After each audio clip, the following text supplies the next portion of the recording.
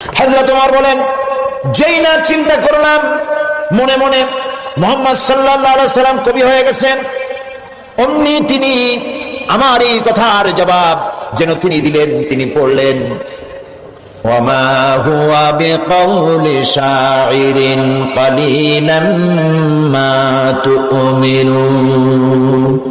না না, এটা কোনো কবির কথা নয়। হযরত ওমর বলে, সর্বনাশ, তাহলে তো শুধু কবি না, গণকও আমার মনের কথা বুঝলো কেমনে? তো জাদুকর হয়ে গেছে, গণক হয়ে গেছে।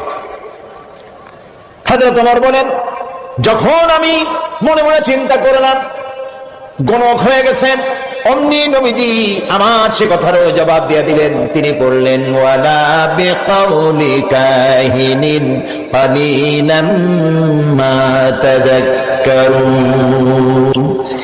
না না, এটা কোনো গণকের কথা নয়, তোমরা খুব কমই উপদেশ গ্রহণ করে থাকো। হযরত ওমর বলেন, আমার মনে হচ্ছিল আমার পায়ের তলা থেকে মাটি সরে যাচ্ছে। কি আশ্চর্য কথা! যা বলি মনে মনে তারই জবাব আসে। নামাজের মধ্যে কি করে বোঝেন তিনি? হযরত ওমর বলেন, প্রত্যেকটি কথার জবাব, মনের প্রশ্নের জবাবগুলি যখন আসতেছিল, তখন আমার চোখের সামনে বিরাট একটা জিজ্ঞাসাবোধক চিহ্ন ঘুরতেছিল। এটা জেনের কথা নয়, কবির কথা নয়, গণকের কথা নয়, তবে এটা কি? যেই না চিন্তা করেছি তবে এটা কি, অমনি নবীজি তেলাওয়াত করলেন, তানজিলুম মির রাব্বিল আলামিন। আল্লাহ রাব্বুল আলামিনের নাযিলকৃত কিতাব।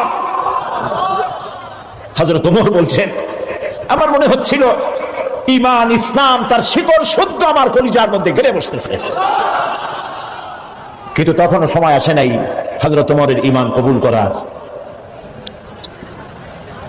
প্রিয় ভাই সব, রাসূলকে আল্লাহ রাব্বুল আলামিন পৃথিবীতে পাঠালেন এজন্য নয়, তিনি আমাদেরকে মেসাজ করা শুধু শিখাবেন, তিনি আমাদেরকে শুধু দাড়ি আর টুপির কথা বলবেন।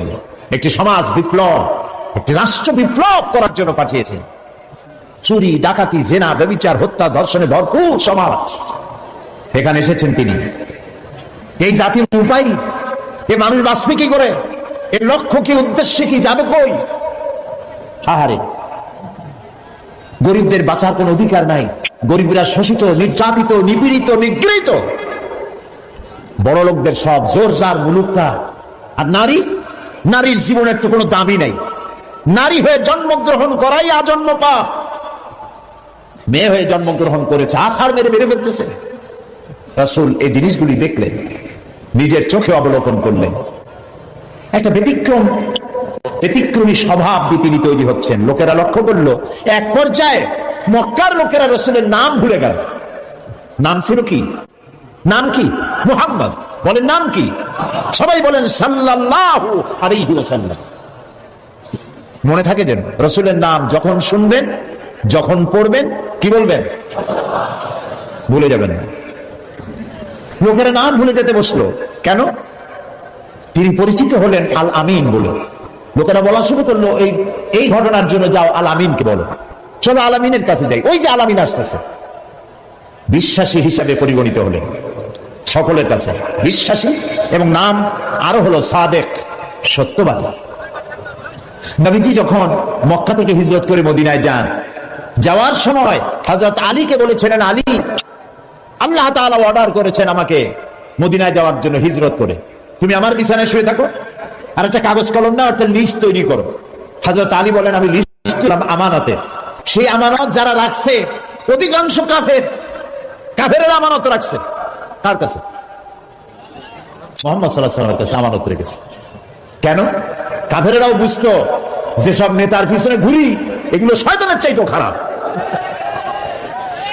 মুহাম্মদ সাল্লাল্লাহু আলাইহি ওয়াসাল্লামের সাথে বিরোধিতা করি নেতাদের জ্বালায় পড়িয়া। আসলে তার মতো ভালো মানুষ আকাশের নিচে, জমিনের উপরে আর নাই। কাফেররাও বুঝতো। এখনো আমাদের দেশে যত নেতা আছে, অনুসারীরা বোঝে খাঁটি শয়তান। নামাজ নাই না, দেখেন না, নামাজ নাই, রোজা নাই, আল্লাহ পরকালের চিন্তা নাই, মিথ্যা কথা বলে অনবরত। মানুষে যেমন বমি করে হড় হড় করিয়া মুখ দিয়া মিথ্যা করি বমির মতো বাইর হইতে থাকে। একটা ভালো কথা বলতে জানে না, শুধু অসত্য আর মিথ্যা বলতেই থাকে, আমানতের খেয়ানত করে। তবে এইসব নেতাদের পিছনে ঘুরে কেন? এই চিন্তায় যে এরা যদি এমপি মন্ত্রী হইতে পারে তা একটা চাকরি পাবো, লাইসেন্স পাবো, টিয়ার কাবি খা খাইতে পারবো। জি, নাম রাখছে কাবি খা, তার মানে হলো খাবি খা।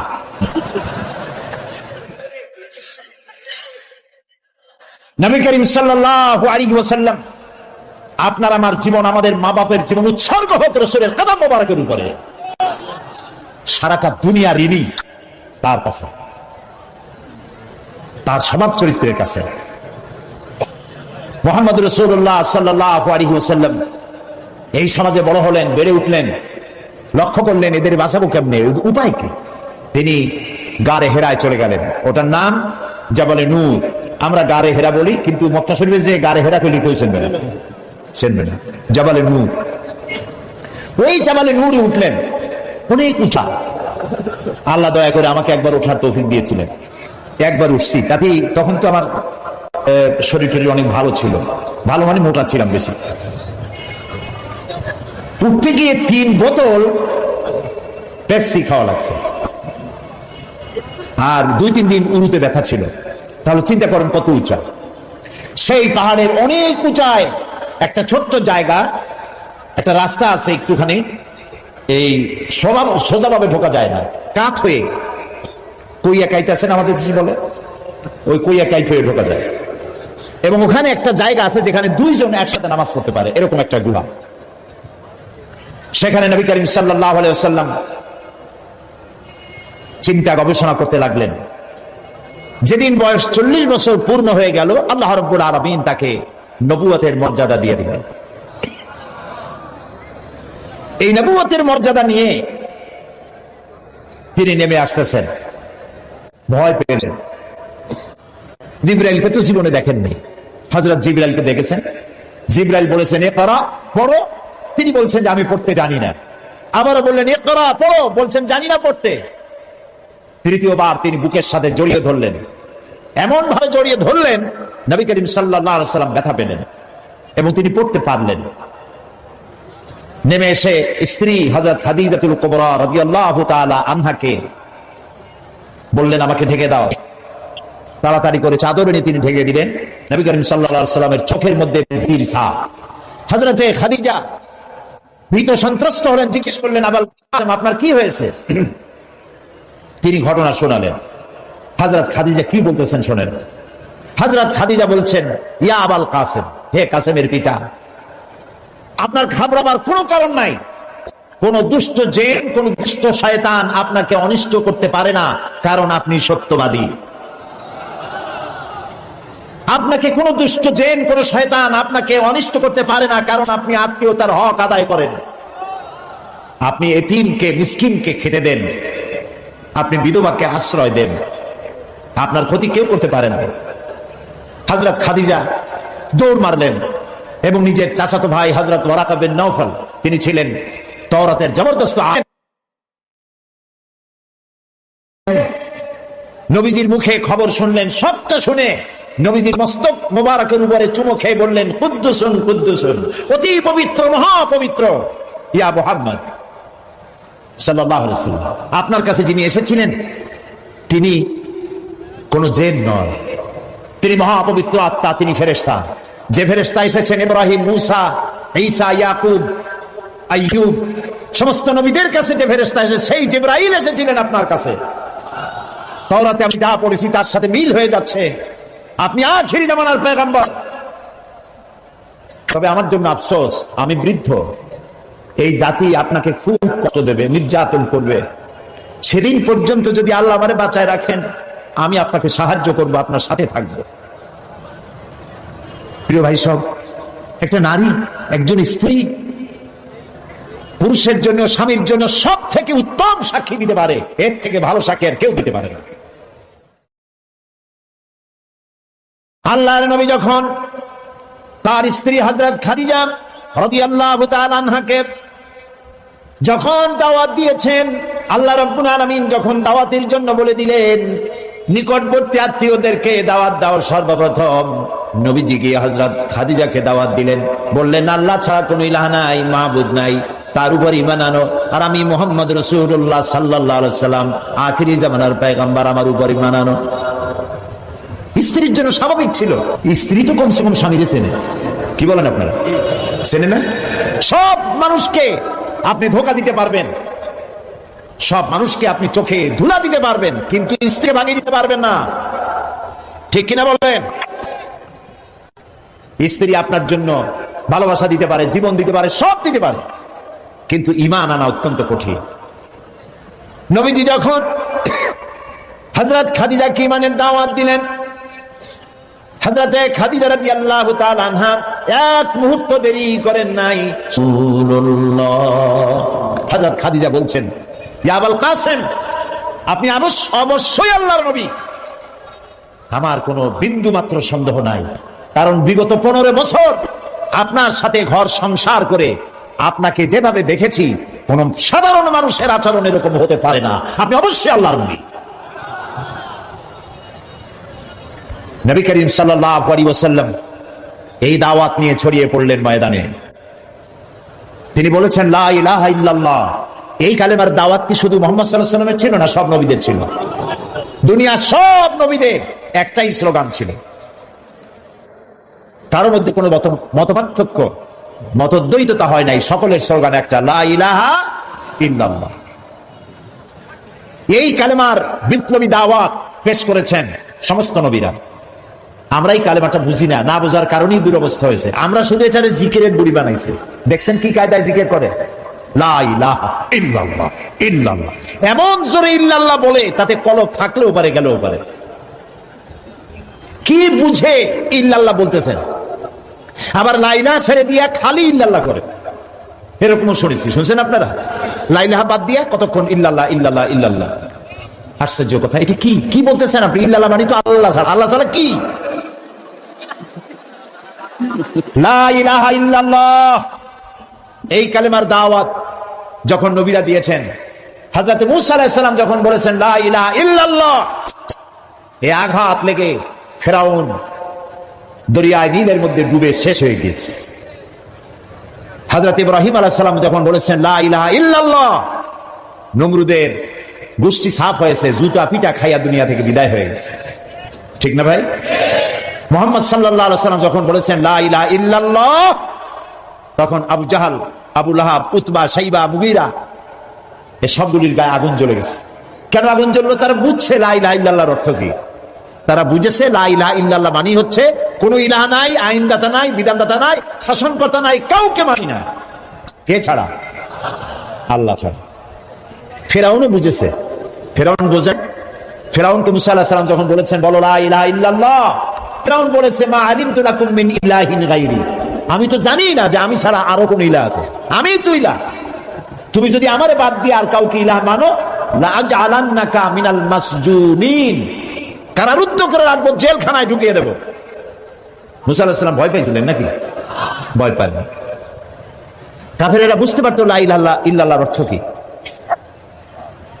আবু জাহাল, আবু লাহাব, উতবা, শাইবারা, হযরত আবু তালেব নবী করিম সাল্লাল্লাহু আলাইহি সাল্লামের চাচা আবু তালেবের কাছে গিয়ে বলেছে, আবু তালেব রাসূলকে বলো, মুহাম্মদ সাল্লাল্লাহু আলাইহি সাল্লামকে বলেন তিনি যেন লা ইলাহা ইল্লাল্লাহর দাওয়াত না দেন, এর বিনিময়ে যত টাকা লাগে, যে সুন্দরী মেয়ে পছন্দ করবে সেই মেয়ে তার সাথে বিয়ে দিয়ে দেব, নেতৃত্ব দেব, টাকা দেব, পয়সা দেব, বাড়ি ঘর দেব, তবুও লা ইলাহা ইল্লাল্লাহ দাওয়াত যেন তিনি না দেন।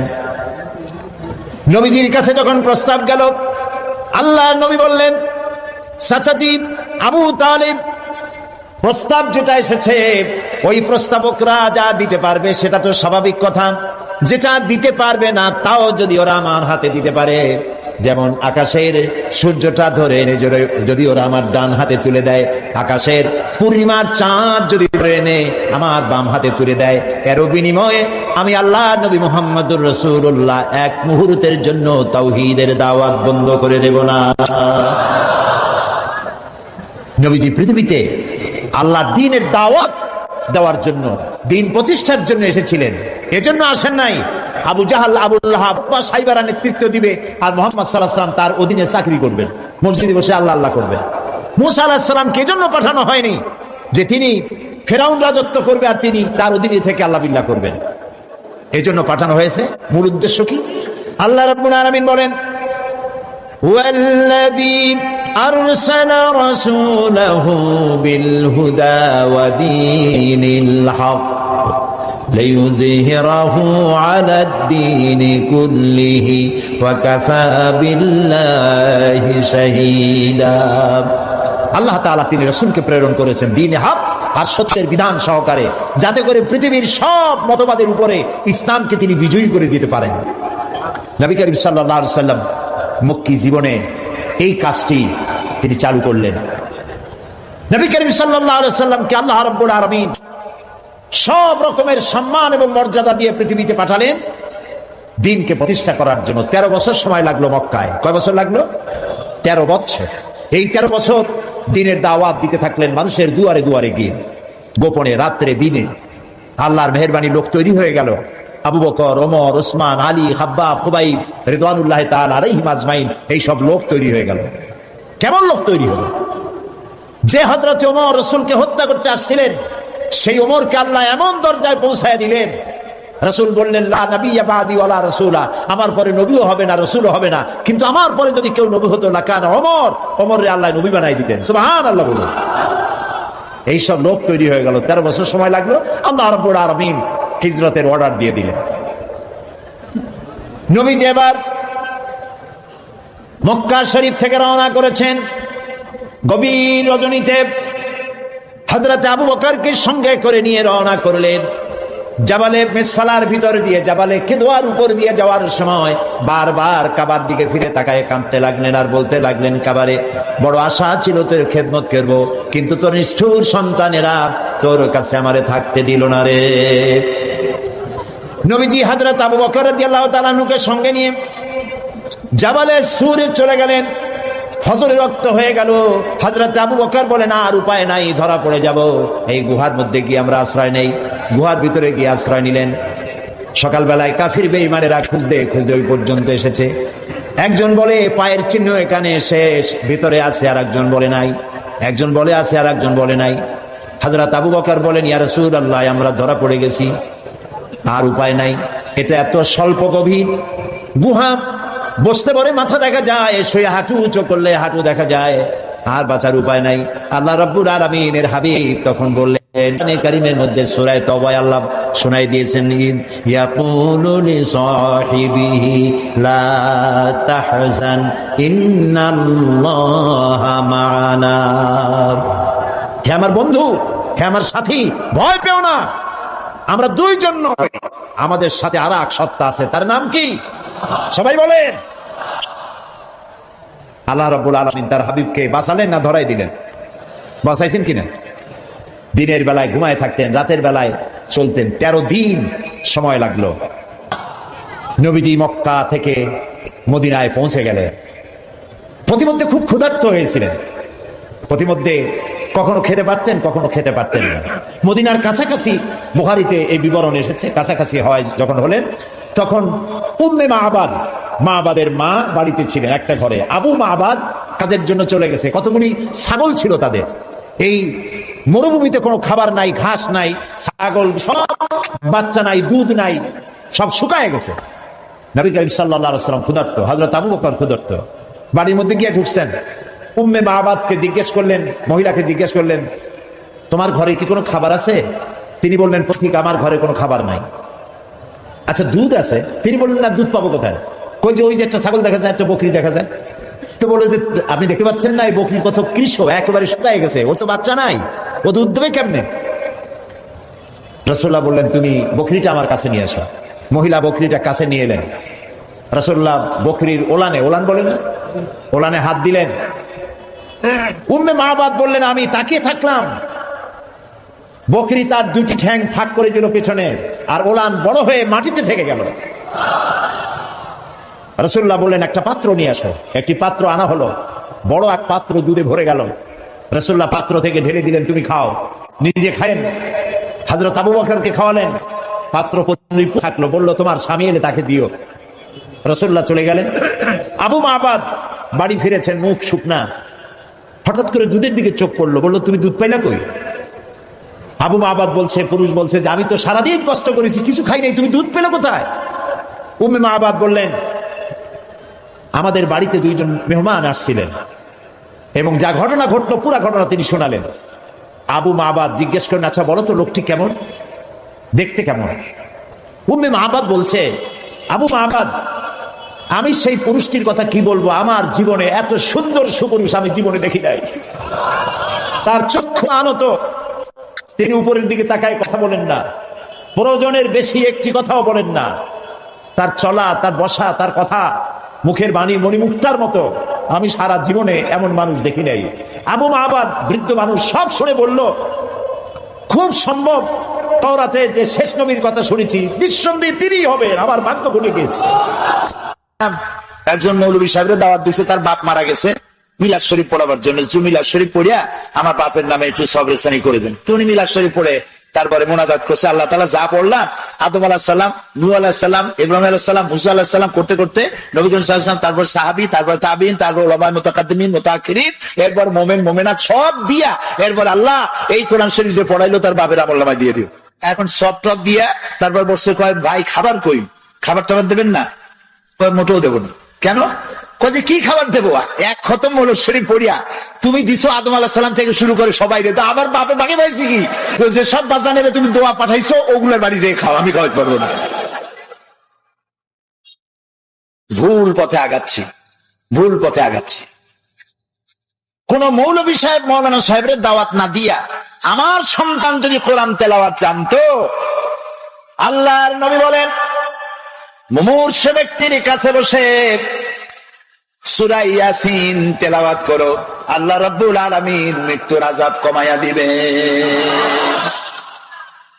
মরতে বসছে তখন ছেলেবেলেরা হা হুতাশ করতে চিল্লাইতেছে, কোরআন শরীফ পড়তে জানে না, হায়রে কপাল।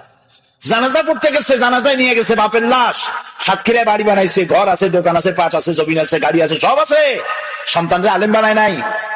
জানাজা পড়তে একজন মৌলানা সাহেবের আনা লাগছে, একজন মৌলানা সাহেব ইমাম সাহেব জানাজা পড়তে আসলেন, আর আপনার ছেলে প্যান্ট পরা শার্ট পরা, পেশাব করছে কয়বার, পানি নিয়ে নেয় একবার, প্যান্ট ট্যান্ট সর্বনাশ করা, ওই অবস্থায় দাঁড়ায় গেছে ইমামের পেছনে, আল্লাহু আকবার, পাপের কপালে যা আছে হোক। কথা কি আমি খারাপ বললাম না ঠিক বলছি? এখন যদি আপনার ছেলেটা আলেম হইতো, ওই ছেলেটা যদি বাপের লাশ সামনে নিয়ে জানাজা পড়াইতো, তাহলে তার চোখ দিয়ে পানি বেড়াই যাইত। আপনি যদি আমারে বলেন হুজুর আমার মা মারা গেছে, আপনি একটু আমার মার জন্য কান্দে কান্দে দোয়া করেন, আমি দোয়া করতে পারবো, কিন্তু আমি কি কাঁদতে পারবো? বলেন কাঁদতে পারবো? আরে মা মরছে আপনার, আমি কাঁদবো কোন দুঃখে? এটা তো স্বাভাবিক কথা। সেই জন্য কোরআন ছেলেকে শিখান, সন্তানকে শিখান, মেয়েকে শিখান, নিজে শেখেন, বউরে শিখান, জীবন বাকি জীবনটা কোরআনের খেদমতে লাগায় দেন। বলেন আমিন। আল্লাহ যেন কবুল করেন, বলেন আমিন।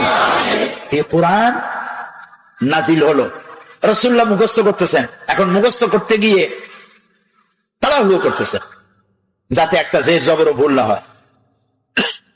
আল্লাহ রাব্বুল আলামিন বলেন লা তুহাররিক বিহি লিসানাকা লিতাজালা বিহি, ও নবী কোরআনকে মুখস্থ করার জন্য আপনার জিহ্বা এত নাড়াচাড়া করার প্রয়োজন নাই।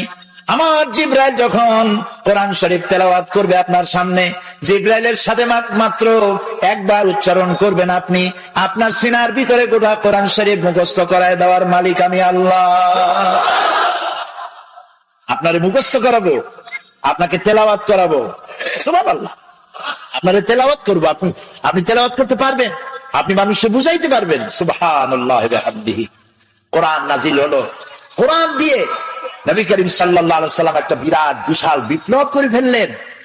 একটা কিতাব, একটা বিপ্লব, একটা রিভলিউশন, একটা ইনকিলাব, একটা বিশাল পরিবর্তন। যারা ছিল চোর, যারা ছিল ডাকাত, তারা হয়ে গেল মানুষের সম্পদের পাহারাদার। যাদের জ্বালায় মেয়ে লোকেরা রাস্তা দিয়ে হাঁটতে পারত না, তারা হয়ে গেল নারীর সতীত্ব আর সম্ভ্রমের সংরক্ষণকারী। বানায় বললাম না ইতিহাস, ইতিহাস। সুবহানাল্লাহ। মারপিট করে ইসলাম আসে নাই, বোমাবাজি করে ইসলাম আসে নাই। আল্লাহ তাআলা তার রাসূলকে বলেছেন, ইন্নামা আনতা মুযাক্কিরুন লাস্তা আলাইহিম বিমুসাইতির। হে নবী, আপনাকে পাঠাইছি আমি উপদেশক করে, আমি আপনাকে দারোগা করে পাঠাই নাই। মানুষ পিটাইয়া হিদায়াত করার কোনো প্রয়োজন নাই, শুধু মানুষকে বুঝান, যার কিসমতে আছে হেদায়েত হবে। আল্লাহ সব থেকে গণতন্ত্রের মূল্য দিছে বেশি, সুবহানাল্লাহ। গণতন্ত্রের মূল্য মানে, তার মানে হচ্ছে মানুষকে আল্লাহ অধিকার দিয়েছেন। মানুষ তো সূর্য না, চন্দ্র না, গাধাও না, ঘোড়াও না। মানুষ কি তাও কইতে পারলেন? মানুষ হলো মানুষ। আর সব থেকে সম্মান দেওয়া হয়েছে কারে? ওয়ালাকাদ কাররামনা বানি আদম। আল্লাহ তাআলা বলেন, আদম সন্তানকে আমি সব থেকে বেশি সম্মান দিছি। সব থেকে বেশি সম্মান তোমাদের। তুমি কি লক্ষ্য করছো, তোমার যত আমি দেই, এই খাবারগুলো কত যত্ন করে দিছি? আপনার বাড়ির ডিসি সাহেব, এসপি সাহেব, এমপি সাহেব, আপনার বাড়ি যদি মেহমান হয়, আপনি খোলা খাবার দেন? খাবারগুলো কি করে আনেন? ডাকে নিয়ে আসেন না? ডাকে নিয়ে আসেন। তো কি এর ডিসি আর এসপি আইজ এসে কাল নাই, তাই না? এমপি কোন, মন্ত্রী কোন, আজ আছে কাল নাই, সত্যি না? এই বান্দাগুলি আছে এবং থাকবে, আসতে থাকবে। তো আল্লাহ তাআলা বলছেন, আমি আদম সন্তানকে সম্মান দিছি। সম্মান শুধু এক জায়গায় না, বহু জায়গায়। যত খাবার দিলেন, খাবারগুলো সব প্যাকেট করে দিয়েছেন। কলা দিছেন, প্যাকেট করে দিছেন। আম দিছেন, কবা দিয়ে দিছেন। আনারস দিছেন, কাঁঠাল দিছেন। যত খাবার দিছে আপনি তাকায় দেখেন, সমস্ত খাবারের উপরে কভার দিয়া পেঁচাইয়া খাবারগুলি দিছে। বান্দা এগুলি খা আর জন্মের মতো নাফরমানি কর, নাকি? আমরা তো তাই করতেছি। আরে কপাল, যিনি করলেন মেহেরবানি আর আমরা করলাম নাফরমানি। তো আল্লাহ তাআলা আদম সন্তানকে সম্মান দিয়ে আল্লাহ তাআলা বলছেন, ওয়াকুলিল হাক্কু মির রাব্বিকুম। তোমার, হে নবী, আপনি বলুন যে প্রভুর পক্ষ থেকে, তোমার রবের পক্ষ থেকে এ কথাকে স্পষ্ট করে বলা হলো, ফামান শাআ ফালিউমিন ওয়া মান শাআ ফালিয়াকফুর। রবের পক্ষ থেকে চূড়ান্ত ঘোষণা এসে যাওয়ার পর তুমি ইচ্ছে করলে আল্লাহর উপরে ঈমান আনতেও পারো, ইচ্ছে করলে বাগাওয়াত, বিদ্রোহ, অস্বীকারও করতে পারো। এই ইখতিয়ার তোমার আছে। তোমাকে সূর্যের মতো বাধ্য করিনি প্রতিদিন পূর্ব দিগন্ত থেকে উদিত হয়ে পশ্চিম দিগন্ত অস্তমিত হবে, তুমি বাধ্য নও। জোয়ারের পানি একদিকে যাবে, ভাটির সময় আর একদিকে যাবে, তুমি বাধ্য নও। তুমি মানুষ, তোমাকে সব থেকে বেশি মর্যাদা দিয়েছি, অধিকার দিছি। তুমি আমার সবকিছু দেখো, দেখার পরে যদি পছন্দ হয়, ভালো লাগে, আমার উপর ঈমান আনো, আর পছন্দ না হইলে ঈমান আনো না। কিন্তু একটা সময় আছে, যে সময় তোমাকে এই সবকিছুর জবাব আল্লাহর কাছে দিতে হবে। সুবহানাল্লাহ। কোরআন হচ্ছে সেই কিতাব যা দিয়ে মানুষকে আল্লাহ তাআলা বুঝাইছে। এখন আমাদের ইয়াং জেনারেশন, নতুন প্রজন্ম যারা ডিজিটাল বোঝে খুব ভালো, নতুন প্রজন্ম কম্পিউটার বোঝে, ডিজিটাল বোঝে, অ্যানালগ বোঝে, সব বোঝে। ওই যুবকেরা লেখাপড়া সঠিক পদ্ধতিতে না হওয়ার কারণে, আমি যুবকদের দোষ দিচ্ছি না, দোষ হচ্ছে সিস্টেম অফ এডুকেশন, শিক্ষা পদ্ধতির দোষের কারণে নতুন জেনারেশন তারা বুঝতেছে কোরআন হচ্ছে 1400 বছর আগের পুরানা, আর বিজ্ঞান হচ্ছে নতুন।